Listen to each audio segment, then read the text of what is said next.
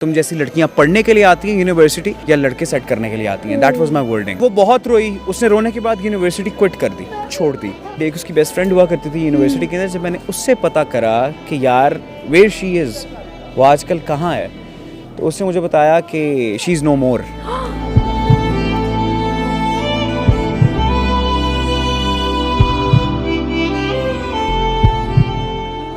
आपने जिंदगी में कभी किसी को धोखा दिया है? हाँ, अफसोस है इस बात का। हद से ज़्यादा। ऐसा क्या हुआ कि आपको धोखेबाजी करनी पड़ी? धोखेबाजी करना चाहता नहीं था, हो गई। बाज़ औक़ात कुछ लोग ऐसे ज़िंदगी के अंदर आ जाते हैं जिनके साथ हम दोस्ती तो निभाना चाहते हैं लेकिन उनके साथ चल नहीं सकते फॉर द लाइफ टाइम। एक ऐसा ही वाक़या हुआ। I was in college at that time. College से ताज़ा ग्रेजुएट हुआ तो यूनिवर्सिटी लाइफ के अंदर कदम रखा। देयर वाज अ गर्ल, बहुत अच्छी बच्ची। उसको मैं बहनों की नज़र से देखता था, I am gonna be very honest. लेकिन शायद गलती मेरी थी उसके साथ बात करना, कॉल्स पर बात करना, डेली मीटअप्स करना। उसके दिल के अंदर वो एक चीज़ पैदा हो गई थी कि यार आई लाइक हिम। उसने वो चीज़ कन्फेस की मेरे साथ और अल्टीमेटली उस टाइम के ऊपर मैं एक रिलेशनशिप के अंदर था और वो उसकी कन्फेशन सुनने के बाद मैंने उसको बैश किया और वो बैश करने का मलाल मुझे आज तक है। मैंने उसको ऐसे ऐसे लफ्ज़ बोले गुस्से के अंदर जो मुझे नहीं बोलने चाहिए थे। मैंने उसको कहा कि तुम जैसी लड़कियां पढ़ने के लिए आती हैं यूनिवर्सिटी या लड़के सेट करने के लिए आती हैं। That was my wording.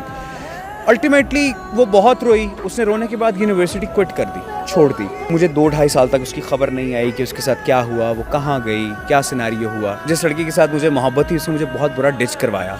जब उसने मुझे डिच करवाया अल्टीमेटली मुझे मेरे एक दोस्त ने कहा कि यार तूने फलां सीन माहम के साथ किया था, शायद इस वजह से ये तेरे साथ हुआ। यानी आपको धोखे के बदले धोखा मिला, कह सकते हैं आप। I reached out to her, I should apologise. माफ़ी मांगने से मैं छोटा नहीं बन जाता, इवन दो मैंने कभी उसको कोई आस नहीं दिलाई थी।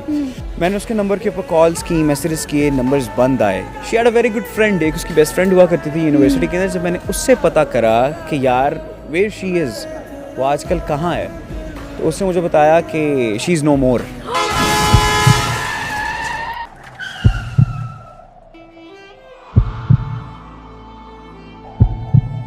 और वजह बताई उसके पास आउट होने की, that she had an accident a year back and वो कोमा के अंदर रही काफ़ी टाइम और उसके बाद ultimately she wasn't able to survive.